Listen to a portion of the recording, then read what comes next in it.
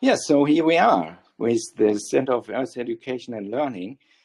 It was long mentioned, and it is the speaker series live. And we wanted to focus in the Center of Earth Education and Learning on galactic education. What is that? To learn about us, other species and planets around us, I would say. And today, our first speaker, our first live guest is Peter Maxwell Slattery. Glad to have you on the call here, Peter. And thank you for having me, Henning. I just wanted to start off, as we spoke a little before, as I'm on travel. I've been to Bhutan and I'm now in Thailand. And yeah, guess what? Bhutan is about Buddhism.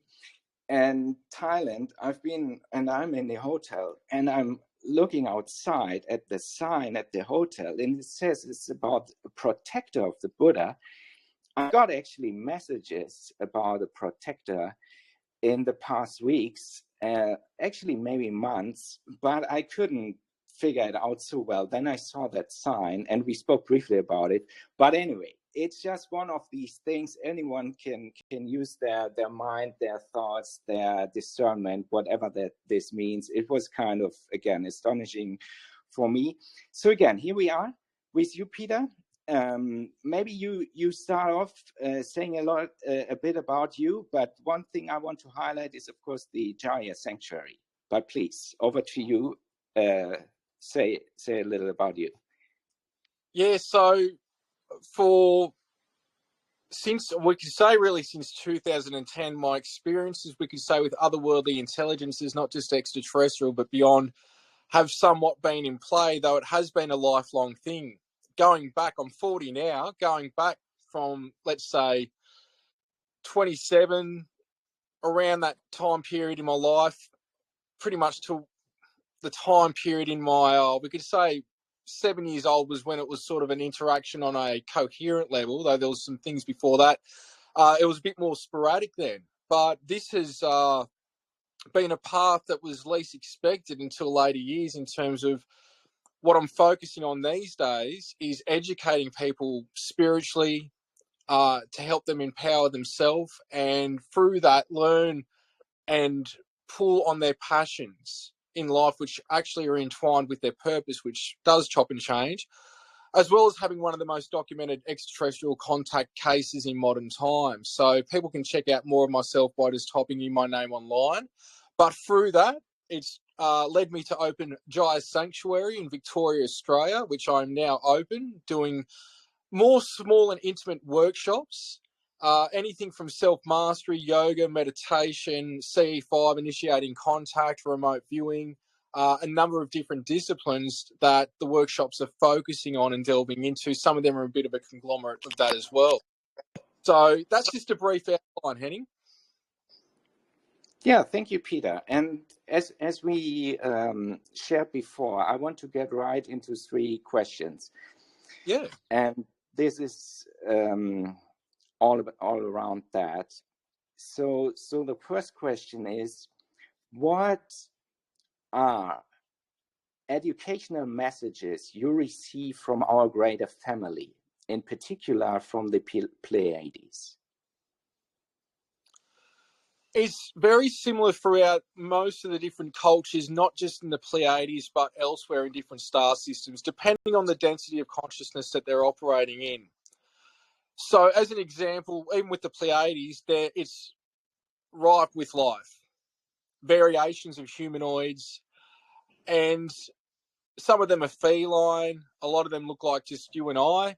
It can be Nordic traits. There can be some Asian traits. There can be some male and dominant traits, different shapes and sizes and heights. They could pass walking by you and I, of course. But the very big commonality through it is people, and I sort of hit on it at the start of this, people living their passions. Now, they are encouraged. There is an education system there that can go quite longer than us, depending on the lifespan of the particular group or species in different sectors, depending on the star, depending on the planet that they're on, what have you. But it's known in such a way that through what each person is interested in terms of what I call their heart pulling them towards. It could be things like engineering. It could be spirituality. It could be gardening, different types of things, agriculture, what have you, all these different things. Naturally, people are drawn to things, and sometimes that's got to do with a past life thing, though I say all lives are happening at the same time. And through that passion, they are encouraged to follow those passions. So even from an educational standpoint, they first and foremostly basically told to follow your heart and your passion, which areas of study. On top of that, they are also encouraged to experience new areas of study. And it's not something like you've got to do this, you've got to do that sort of, like we got told with maths or science or English, what have you, like we do in Australia. But it's more something if they've got an interest, the individual, the child has an interest in a specific area. Let's say it is music and they've never done music before, and it's not even something that they feel, they're able to step into it and just play music straight away. But because they want to study music and experience music, well, therefore, they've got the go-ahead to go and delve into that as well as their main curriculums, which would be around the main focus that they have a passion about. Now, it doesn't mean that they won't chop and change what they're passionate about. But instead of like a system here that's very much out of whack, I've worked with a lot of different parents and teachers. Some go to Steiner, and then some have even found that the Steiner method is a bit old school now and it's not adapted to modern times. I'm not judging on anything here. All I know is that we've got highly evolved children coming in, and a lot of the systems are not effective for those children with how quick they think, with how intelligent they already are going into school, and the way that they can soak up that knowledge is not done in a method that's viable now. And so we could say, for example, let's say a Pleiades civilization, these things are taken into consideration in terms of, let's say, in Australia here, in the 80s, it was mainly you would watch the odd video, but most of it was reading and writing. Where now we've got methods with computers and a lot of different things. There are different devices, we could say, to where it's almost like a downloading of knowledge can happen, but it also depends on the specific being, because some people might not be at a certain point that that's productive, or even the way that they can take in information. So it's basically coming down to they're encouraged to follow what they're passionate about straight up, but they're also encouraged to experience and educate themselves on new areas that they may have not delved into in other lives, because in the Pleiades, and again, other civilizations depending, now we could go on about Era, which is near Taygeta. I could go on about Liga, which is near Merope. There's so many different civilizations and places, and then each planetary body is a conglomerate, again, of different species in most places. But with that said, it's very much something where they're at a level of consciousness that some of the C's and spiritual advisors there can read not just children, but anyone like a book and see what they've done. They may advise, but one of the ways that I've seen it mostly implemented is allowing that child to go towards what they're pulled towards. So they're still not being told, you should be doing this, you should be doing that. What are you intuitively drawn to do and experience? And through that, they can contribute to that civilization. Oh, thank you, Peter. I think you almost covered the second question. So I wanted to ask, how do they in the Pleiades, or let's what you touched upon, maybe expand that if we want to highlight something from other civilizations, how do they support children to recognize their soul? Is there something maybe you want to add or maybe expand a little? I think where I will expand is, how would I explain this the best that I can? You're dealing with levels of consciousness that have surpassed us, and a lot of them are actually our future offspring, we could say, on a galactic level, which is weird enough for some. And it does go back to Illyrian heritage that also goes what I call from a light blueprint level. So once people get to a specific level that they can read from the light blueprint, which is the light structure of this physical reality, the light essence. Now, that comes from sound, and that sound comes from consciousness, but they're all intertwined. You could mix them up any way that creates physical matter. But in that, it's not like a system where you've got to work so hard just to make ends meet. The basic necessities are provided for everyone, and everyone has a chance. Now, it doesn't mean it's like a communist way either, that everyone's equal. There is the equal aspect that everyone is equals, but you still can thrive in different ways from what you earn, from how much energy you put into something. So there is different forms of galactic trade, but what it comes down to is first and foremostly making sure that the civilization, the citizens, have a roof over their head. They have food. They have clothes, the basic necessities and bills. Everything's just taken care of. But again, they're operating with free energy. They're operating with med beds. They're operating with replicators. There's a number of different things that they're got at a better stance. Even though we've got those things, we most are unaware of it. And when you take that load off somebody, they can really focus on a balance in life. So it's not just about you do this. You've got to have a balance with your spiritual aspect, your physical self, your friends, your family, your hobbies, your work, partners, kids, all these different things. That's where we could say a lot more balance is easier to be had under those conditions. So we're operating under different conditions. But like I say, just because we're operating under different conditions can actually be something that makes us thrive even more than other civilizations. Because through this, we can find how strong we are, what we're capable of. Just because there's roadblocks, sometimes those roadblocks, when you go around them, still get you to the same place. And sometimes it can be more simplified. But a lot of beings are here at this time to help elevate human consciousness. So I'll say that to add to what I was saying, they've got a different framework that they're operating with compared to us. And it could be looked at, yes, it's much more simpler, but a lot of us have been in those worlds, and we've come here at this time to assist and elevate, to uplift this world, to operate, we could say, in a similar fashion, but to also be sovereign and embrace its own cultures, not just culture, but we could say earth culture, but the cultures of the earth. So when we enter into the galactic, we could say, phase on a public level, we already are, but not on a public level. When we do it on a public level, we're sovereign beings. We're not looking up to them. We see them as our brothers and sisters, and they don't have all the answers, believe me. So this is something that I just wanted to put here as well, because it is something that people are looking at these beings like deers caught in the headlights. Believe me, I've had many experiences, and you can be taken aback from it. But a lot of people operate from their contacts and go, I've got to do this, I've got to do that. It's true beings that are connected to you will help you, empower you, and you take the ropes. You lead the ship. You lead that ship on the ocean, not the other way around. And that's something that us going into the galactic neighborhood, we could say on a public level, we have to keep our own sovereignty for this culture, even as we pass and transition, whether it's from, dying, even though we don't die, when we transition to the other side, we can go and help other worlds embrace themselves and uplift themselves as well, which is what a lot of beings here are doing. Oh, great information. I think very timely.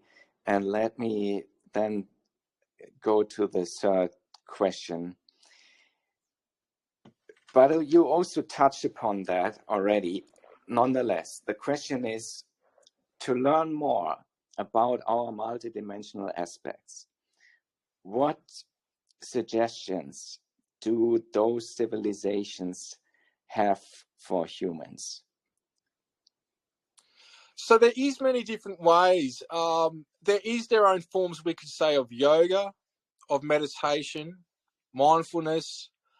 We could also say learning the mechanics of as without, so within, and so within, so without, as above, so below, and vice versa. In terms of some of these beings are able to, not all, depending again on the frequency. In some cases, we could say most, if not all, could be doing things such as telekinesis, levitation, bilocation, using, I'll put in terms of chi, energy, having chi balls, being able to manipulate things with chi balls, whether it's, we could say, hitting things with an energetic hit, or destroying different types of objects, or we could say other beings. With this comes great power. This is the thing. to earn these things means that you have to be at a high state of consciousness. And with a high state of consciousness, you're not going to misuse these types of powers. So much like the ancient masters and teachers we hear about here with what they can do, whether it's like Padmasambhava, who could put his hand or feet in stone, who attained the rainbow body, which the rainbow body is being taught in 13 different star systems. We could go into the Merkaba teachings. There's a whole plethora of different things. The bottom line is again, depending on where that civilization and depending on where the individual in that civilization, one is wanting to go, and two, what they are capable of at the level that they're at. Now, we could say anybody can do anything, because I know that for me, I believe that anybody can achieve any form. It comes down to discipline, and that is one of the main keys, is the discipline that each individual has when they pursue these practices. There's great teachers in these worlds, but let's bring it back to this world. There's great teachers in this world. And whether it's through research, whether it's through reading, whether it's attending, it could be ashrams or temples or sanctuaries or whatever, you let your heart pull you and follow that again towards a teacher that's helping you empower yourself. But also acknowledge, I feel with most people that are doing this, they are also teachers, if not all beings in some way, whether it's very minimal, to their brothers and sisters, to their parents, to their children, to their fellow human. We are all teachers somewhat to each other. And it depends on what level we want to take it there. So there can be these things come on overnight, we could say, depending on where we are energetically within the galaxy too, which we hear about the new Earth, or this next cycle of ascension that we're going into that happens in the Yugas, or every 25 plus thousand years. We have been going through a highly energized place in space that some surmise these things will naturally come online for a lot of us, if not all. For me, it's more like, depending on where you're at, it depends on what you're going to achieve. So ascension is for everyone, but there is raising your frequency. There is going to a new Earth. There is completely going to a different realm. There's the Merkaba ascension, and what I say is entwined with it on another level is the rainbow ascension. This is where, even with light beings, they may be in an ascended state, but you don't reach full-blown ascension until you, we could say, tap into your shapeless, unbounded form. That's nor light, that's nor vibrational sound, that's nor matter. It is, we could say, absorbed into source and all that is, and you can divide off from a cell, like a cell divides in two, and you can choose to create your own universe with its own planes of existence. It's the very deep esoteric type of stuff I go into, but also you can choose to be of service to others purely in this universe, in this God that we are experiencing right now. And so it really depends on where people are at. And like I say, if people don't ascend to a certain level now, it may not be their time. It doesn't mean that they're not worthy, but on their individual journey, they're going to raise their frequency at the very least. So to me, it's a very individual thing, but it's also us as a collective experiencing itself, being one consciousness interfacing with itself, that we've got different pinpoints of awareness experiencing itself. And of course, everything has to be at slightly different levels. So it is a very individual thing, but it does come down to discipline, doing the inner work, whether it's reading books, watching videos, doing courses, whether in person or online, visiting different master teachers or absorbing master teacher teachings that reawaken the master within you. This is very much how it's done on the other worlds. Yes, some are naturally gifted with certain abilities. They might be able to do telekinesis, but they might not be so good at their inner vision or psychic abilities in terms of being able to read another or pull in information from the ether. Then you've got people that can do that, but they might not be able to do telekinesis and other things. But as you go up the chain, you start to master the different aspects of ascension. So it's very similar to here, but again, because they're operating in a different frequency, a lot of the souls that are experiencing those realms or planets and places have done a lot of the work that they're ready to experience that. That's why they're there as well. But they're very highly evolved souls to take it to the next level. Doesn't mean that we're not all highly evolved souls at the cell of God's body aspect. Like I say, we all the cells of God's body, but it's a very individual thing that is it's got a component of a catch-22 of it also being a collective thing as well.